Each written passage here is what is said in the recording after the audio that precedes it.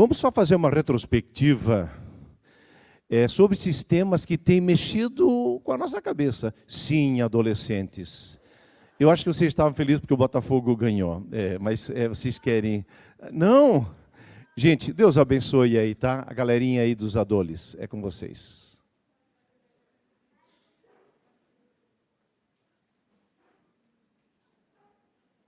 Nesse meio tempo, quero agradecer ainda também a oferta que foi para os casais. Nós vamos ter o retiro semana que vem. Muito, muito obrigado. Nós estamos precisando aí alguns recursos para que esse retiro seja bênção. E a oferta de hoje, ela vai para esse trabalho do ministério. Muito obrigado. Deus abençoe os adolescentes. Voltando. Mas quais são os temas que a gente trabalhou agora nas últimas semanas, quando Deus tem outros planos, que o missionário Charles trouxe, como foi importante ouvir sobre os desertos e como Deus nos trata através dos desertos. Depois nós ouvimos a culpa da mãe. Na verdade, isso é uma frase atribuída ao próprio Freud, né, que ele chega a dizer que a mãe sempre é o problema. Ele tinha algum complexo aí com a maternidade, com a mãe dele, enfim. Essa frase entre os psicólogos, ela roda assim, mata a mãe, né, tipo assim, ela que eu... Tadinha, né? Ela gera, ela cuida, ela tudo, e depois ainda é culpada, né? Pelo contrário, eu diria hoje, o problema hoje para mim é muito maior, a falta de paternidade responsável. E eu lembro muito bem que o pastor Daniel falou sobre isso. Semana passada ouvimos sobre há um leão lá fora. Cara, essa semana o que eu ouvi sobre o leão, né? O leão dentro de nós, minha esposa chegou a perguntar assim, vale que o marido é um leão, né? Então, só que percebi que outros pensaram da mesma maneira, né? Então... Mas essa questão de enfrentar as dificuldades, ser engolido por elas ou enfrentá-las, foi muito, muito interessante. E hoje só os loucos sabem. Bom, gente, gostei dessa imagem, muito legal. Mas de onde é que vem? Como surgiu esse tema? Na verdade, nós queremos falar de sabedoria. Mas às vezes você precisa falar do oposto para que a afirmação tenha mais sentido. E nós vamos falar um pouquinho dessa loucura para que a gente se entenda, esse negócio é muito maluco aí que nós vivemos, e a partir disso há uma carência de sermos sábios, inteligentes. É sobre isso então que o tema vai tratar.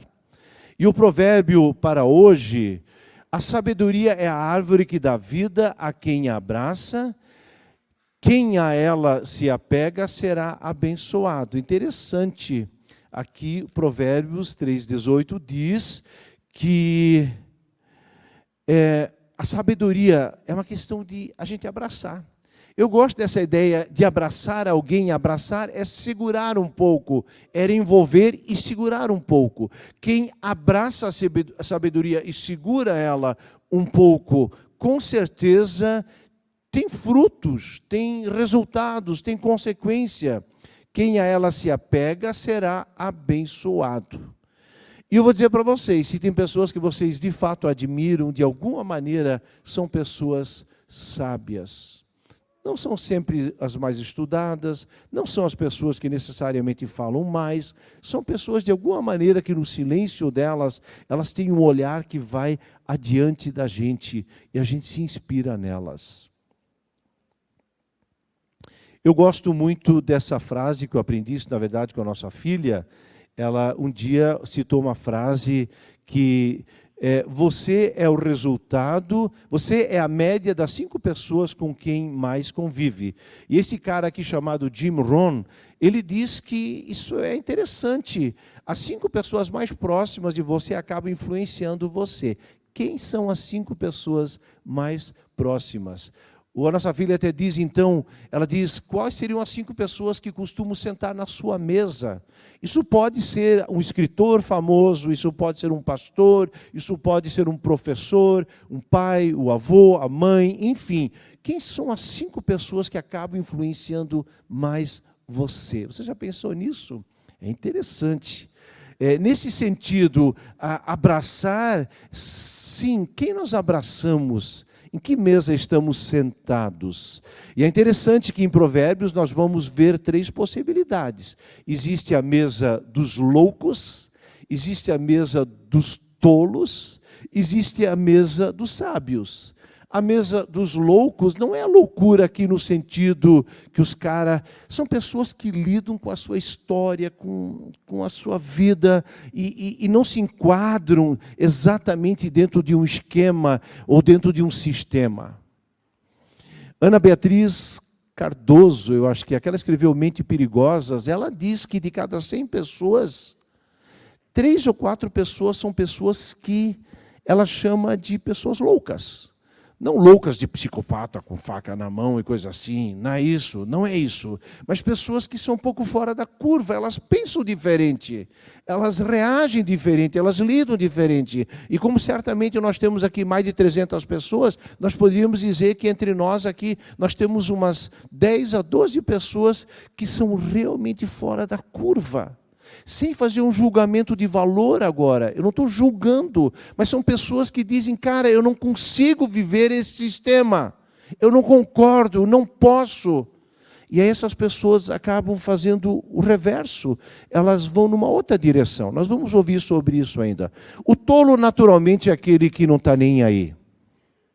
O tolo é aquele que não se importa com ontem, nem com amanhã, não se importa com os outros, ele é egoísta. O tolo também não quer nada, é viver o agora, eternizar o agora, é simplesmente viver o agora, isso que importa, não estou nem aí. Mas o sábio é aquilo que Provérbios nos fala. E nós vamos ouvir um pouco sobre essas 3 possibilidades.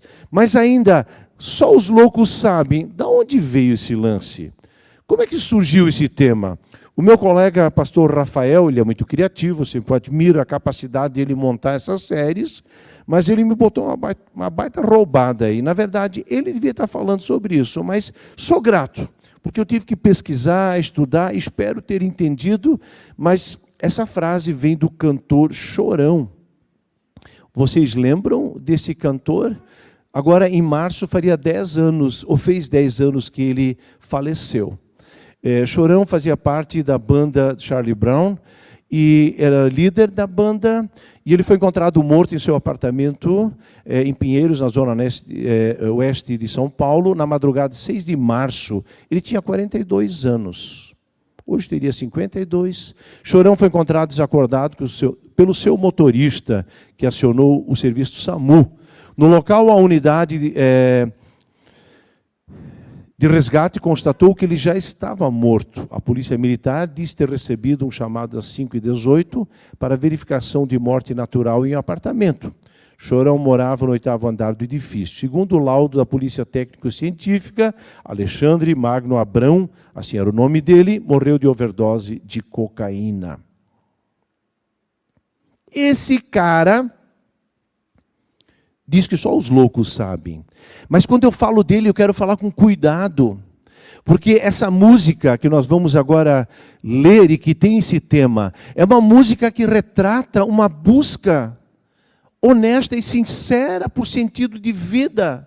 Por isso essa loucura não é uma loucura simplesmente de a gente rotular, são aqueles caras que vão contra o sistema.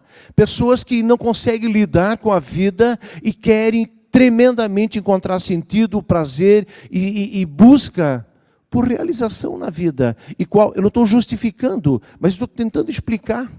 Porque às vezes a gente é muito rápido em rotular as pessoas, a gente nem consegue compreender a outra pessoa. E a música diz assim: agora eu sei exatamente o que fazer, bom recomeçar, poder contar com você, pois eu me lembro de tudo, irmão. Eu estava lá também, um homem quando está em paz, não quer guerra com ninguém. Segurei minhas lágrimas, pois não queria demonstrar a emoção, já que estava ali só para observar e aprender um pouco mais sobre percepção. Eles dizem que é impossível encontrar o amor sem perder a razão. Mas para quem tem pensamento forte é impossível, é só questão de opinião. E disso os loucos sabem, só ter opinião. Só os loucos sabem. Disso os loucos sabem. Só os loucos sabem. Eu quero falar de dois aspectos em torno dessa música e desse cantor.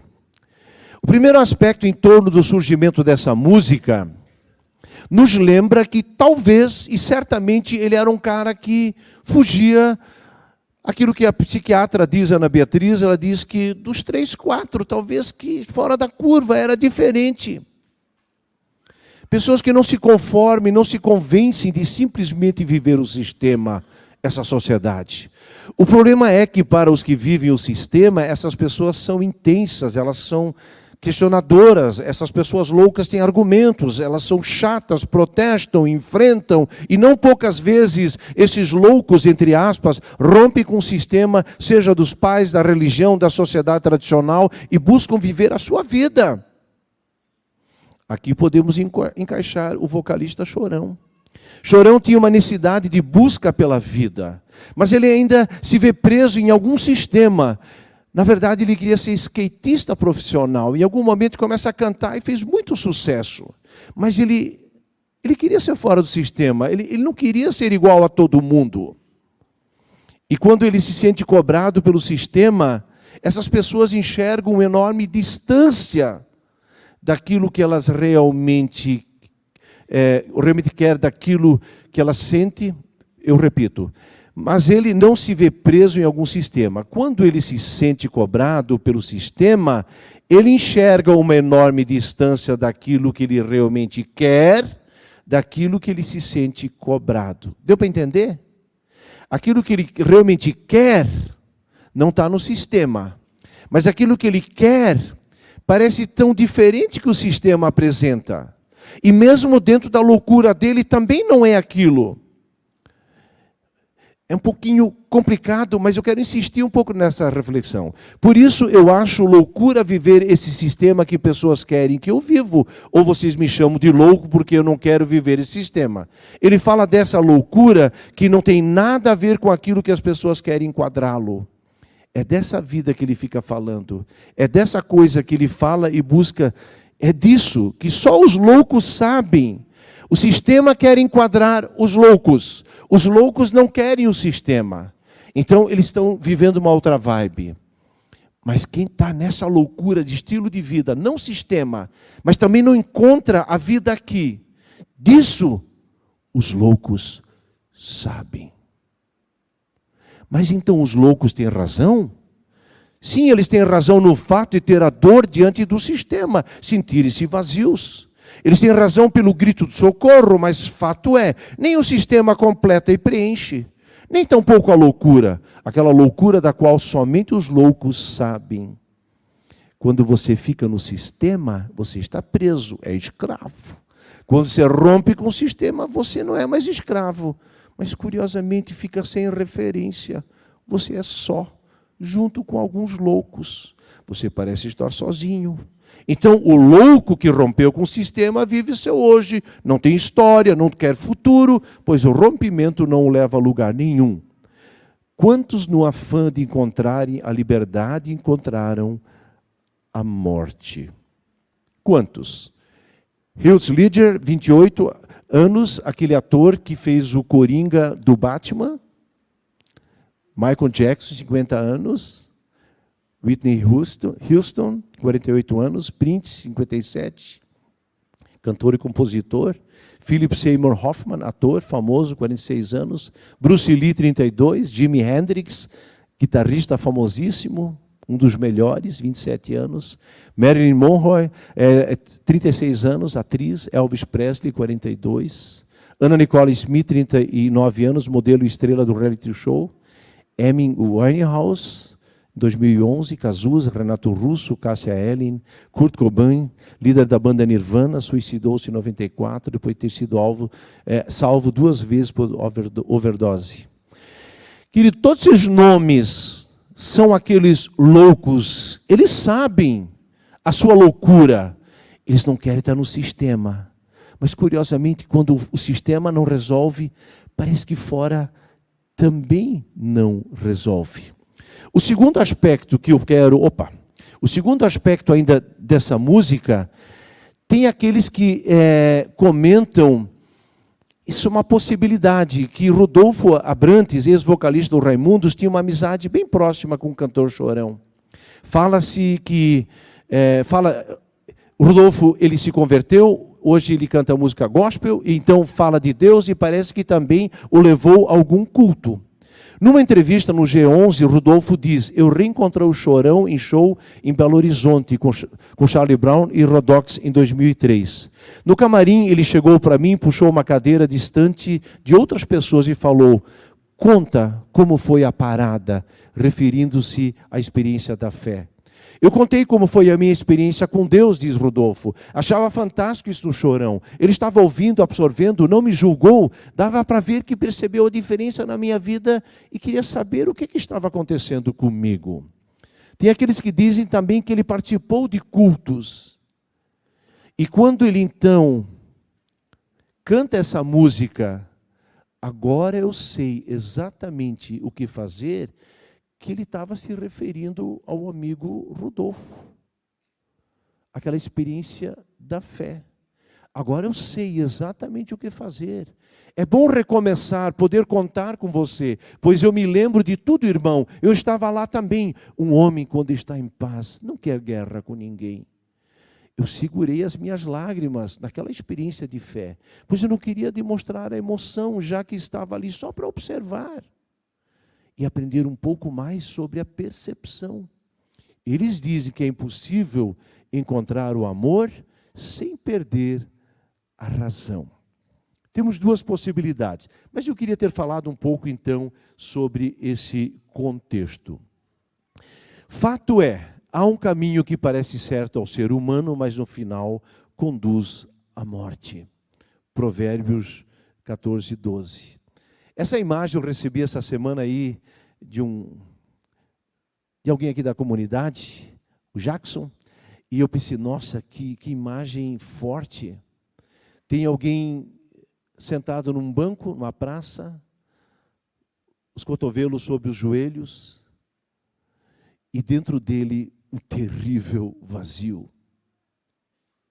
Sabem, o que fazer com esse maldito vazio destruidor? Existem dois tipos de vazios. Um é da nossa história, da nossa infância, dos afetos dos nossos pais, daquilo que não foi tão bom, do caos. E aqui dentro parece que não sacia, a gente é tão carente. E às vezes a gente quer encontrar isso no namoro, quer encontrar isso nos filhos, quer encontrar isso na droga, numa sexualidade, no dinheiro. E parece que aqui dentro esse vazio não preenche. Mas tem um outro vazio que se trata, o vazio por Deus. Tem aquela frase emblemática, né? Que o tamanho do nosso vazio é exatamente do tamanho de Deus. O Deus é do tamanho exato do nosso vazio. Mas eu não queria falar isso só como um clichê. Eu queria falar isso como um testemunho. Eu creio que isso é exatamente assim. Tem uma cantora famosa dos anos aí, de uns 30, 40 anos atrás, Sinead O'Connor, uma cantora irlandesa. Ela tem uma frase que, a primeira vez que eu ouvi essa frase, marcou muito. Como raça sentimos-nos vazios, pois acabaram com nossa espiritualidade e não sabemos como nos expressar. Em consequência disso, somos encorajados a preencher esse espaço com álcool, drogas, sexo, dinheiro. Mas as pessoas por aí estão clamando pela verdade, por aquilo que de fato permanece. Todos somos influenciados por alguém. Nós somos seres sociais, abraçados com a loucura, com a tolice ou com a sabedoria. Todos estamos sentados em alguma mesa, alguém fez e faz a nossa cabeça. Ou vivemos a loucura do sistema que escraviza, ou vivemos a vida louca do vazio. Queridos, como Jesus olharia para nós, que talvez nos encontramos no sistema da sociedade moderna, ocidental, no país chamado Brasil, com as ideologias, com a cultura, com a música, com o futebol. Como é que Jesus olharia para alguém tipicamente brasileiro, tipicamente europeu, tipicamente americano, tipicamente russo, chinês? Como é que Jesus sentasse agora de frente a frente e dissesse: vem cá, vamos ter um papo, vamos ter uma conversa. Eu quero te conhecer, eu quero ouvir da tua história. O que o americano diria, o que o russo diria, o francês, o africano, o que você diria para Jesus? O Salmo 139 nos lembra que Cristo é o Filho de Deus. Cristo esteve junto na criação, diz lá nas Sagradas Escrituras, antes da fundação do mundo, Ele estava junto. E Ele nos fez a sua imagem e semelhança. E o salmista no Salmo 139 diz: Senhor, Tu me sondas, Tu me conheces, Senhor, Tu me vês. O Evangelho, a boa notícia, Evangelho significa boa notícia, nos quer lembrar, sistemas são falhos, corruptos, injustos, ideologias são relativas, sistemas são abusados, não preenchem. Porém, a vida louca da qual os loucos sabem, lança o ser humano no vazio. O que você quer? Sistema, loucura ou tolice, fazendo de conta que não importa, tanto faz como fez. Cristo enxerga para dentro da nossa loucura. Ele veio para este mundo, Ele toma uma atitude radical e louca. Ele faz o que ninguém em sã consciência faria. Ele tinha seguidores e poderia facilmente levantar um exército e fazer seguidores para parar esse sistema velho e criar um novo sistema. Combater o sistema velho com um novo sistema a partir do cristianismo. Mas não foi assim. Ele veio e se entregou voluntariamente para morrer pelo sistema e pelos loucos e pelos tolos. Deus conecta com a loucura humana através da sua morte e conecta com a morte desse mundo, porque o salário do pecado é a morte, mas o dom gratuito de Deus é a sua graça através da sua morte. 1 Coríntios 1:18 diz: pois a mensagem da cruz é loucura para aqueles que estão perecendo, mas para nós que estamos sendo salvos é o poder de Deus. Paulo, que também era alguém dentro do sistema judaico, e era um cara assim totalmente dentro da caixinha, era um cara totalmente organizado, inteligente, mas tinha um lado perverso. Era um cara que tinha prazer na morte daqueles que eram loucos, que eram fora da caixinha. Ele tinha prazer. E Deus o chama, e Deus se revela e diz: Paulo, Saulo, por que você me persegue? Quem és tu, Senhor? Eu sou Cristo a quem tu estás perseguindo. Por quê? Porque não era o sistema. Deus não queria o sistema, nem a loucura, nem a tolice. Deus queria Saulo, porque Deus se importa com o ser humano. E Paulo vai dizer em Romanos 8, porque por meio de Cristo, Jesus, a lei do Espírito da vida me libertou da lei do pecado e da morte. O mundo é regido por leis, assim como tem a lei da gravidade. A vida tem leis, causa e efeito, semeadura, colheita, tem as estações, chuva, sol, tem leis. Está cheio de leis, leis de trânsito, leis da Constituição. Você acha que então a questão de vida, vida eterna, salvação, morte, loucura, sabedoria, não tem lei nenhuma? Aí anarquia plena, cada um faz o que quiser? A Bíblia diz que tem uma lei de Deus, mas não é mais agora. A lei do pode, não pode, do deve, não deve. É a lei do amor, é a lei da liberdade. É a lei do Espírito Santo sobre nossas vidas. Tem uma frase de Agostinho que eu aprecio. Você sabia que Agostinho era um cara que tinha vida louca? Disto os loucos sabem. Ele tinha uma vida louca, era um cara muito inteligente, mas era um cara devasso, mulherengo, aprontador, beberrão. E esse cara um dia Curiosamente, esse cara era professor numa universidade em Alexandria, no Egito. E lá uma vez ele estava estudando, preparando suas aulas, no ano 400 depois de Cristo, e ele ouve, de repente, uma criança brincando na rua, cantarolando, tole-legue, tole-legue. Crianças às vezes cantam uma palavra sem sentido. Tole-legue, tole-legue. Pegue e leia, pegue e leia. Ele pensou, mas pegue e leia o quê? E aí ele foi abrir um pergaminho, pegou o evangelho, aliás, a carta de Paulo aos Romanos, e ele tem o versículo lá que moeu ele. Disse, cara, isso é voz de Deus para a minha vida. E então ele percebeu, cara, Deus, tu quer falar comigo? E aí ele teve uma experiência de fé. E chegou um momento que ele disse, cara, o que eu fiz com a minha vida? E aí ele tem uma frase que eu amo. Tarde eu te amei, Jesus. Beleza tão antiga e tão nova. Tarde eu te amei. Tu estavas dentro de mim e eu te buscava fora de mim. Como um animal lançava-me sobre as coisas belas que tu criastes. Tu estavas comigo, mas eu não estava contigo. Mantinha-me atado longe de ti. Essas coisas que, se não fossem sustentadas por ti, deixariam de ser. Em outras palavras, ele avacalhou como um animal irracional sobre comida, bebida, sexo, prazer e tudo aquilo que a vida pode oferecer, como um animal, e não percebeu que, ao invés de ele experimentar a bênção do doador, e por isso ele lamenta tarde, muito tarde, eu te descobri. Queridos, as 5 pessoas mais próximas acabam forjando você. Que mesa você está sentado? Eu já tive mesas diferentes. Às vezes é preciso trocar de mesa, mas tem uma outra alternativa ainda.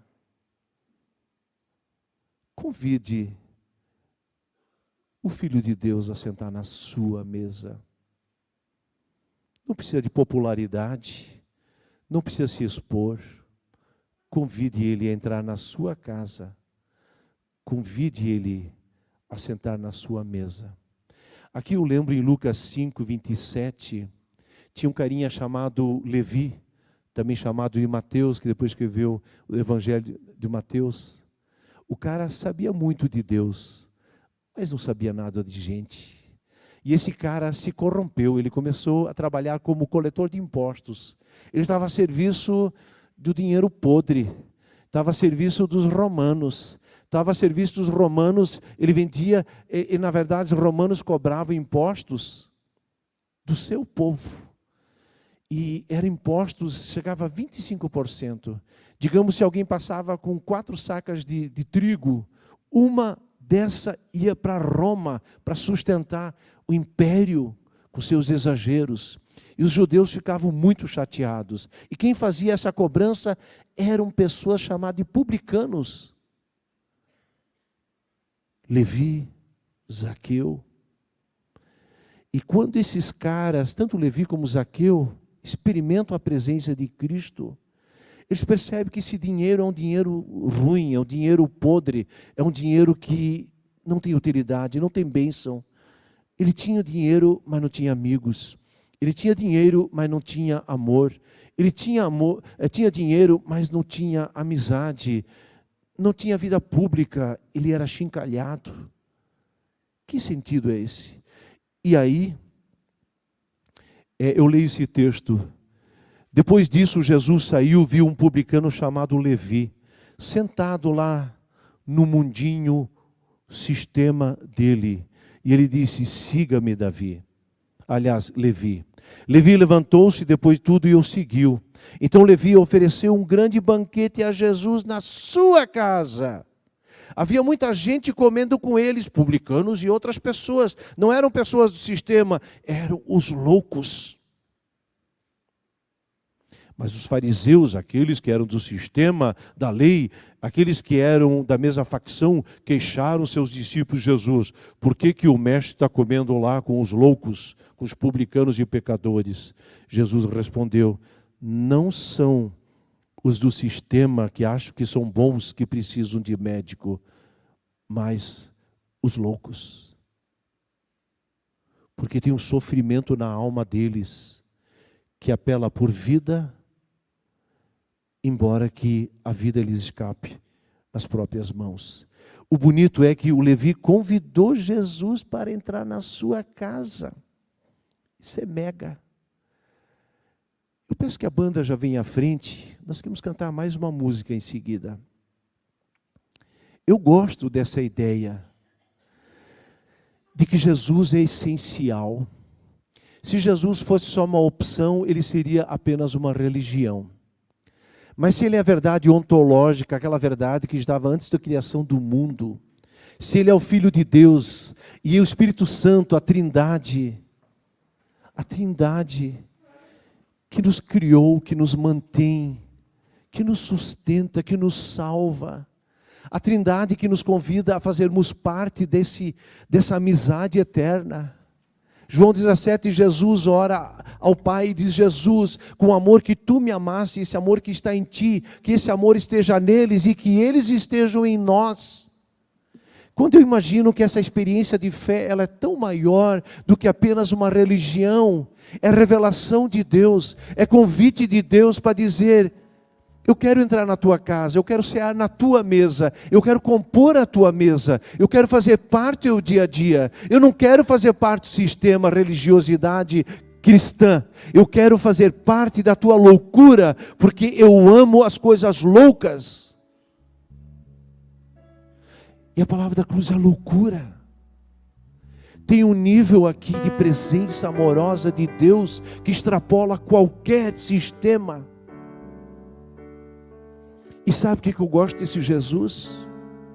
Havia um perrengue, Mateus 20, 25 a 28, onde os discípulos estavam vendo quem é o mais bambambam, quem é o mais legalzinho, quem é o mais prontinho, quem um dia vai sentar lá no céu ao lado de Jesus. E aí Jesus diz: vocês sabem que os governantes das nações as dominam, as pessoas importantes exercem poder sobre elas. Não será assim entre vocês. Pelo contrário, quem quiser tornar-se importante entre vocês deverá ser servo, e quem quiser ser o primeiro deverá ser escravo, como o Filho do Homem, que não veio para ser servido, mas para servir e dar sua vida em resgate por muitos.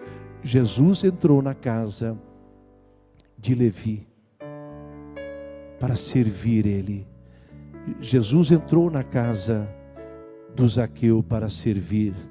Jesus entrou na casa de Maria e Marta para servir. E sabe, gente, eu gostaria de dizer isso em nome de Deus: não ao sistema político, ideológico, religioso, não à loucura, mas uma sabedoria que vem do alto. Eu leio esse texto e depois nós queremos cantar essa música em conjunto. Quem é sábio? Quem tem entendimento entre vocês, que o demonstre por seu bom procedimento, mediante as obras praticadas com a humildade que provém da sabedoria. Contudo, se vocês abrigam no coração inveja amarga, ambição egoísta, não se gloriem disso, nem neguem a verdade. Esse tipo de sabedoria não vem do céu, mas é terrena. Não é espiritual, é demoníaca, é sistema, é loucura. Pois onde há inveja, ambição egoísta, aí há confusão e toda espécie de males. Mas a sabedoria que vem do alto é antes de tudo pura, depois pacífica, amável, compreensiva, cheia de misericórdia e bons frutos, imparcial e sincera.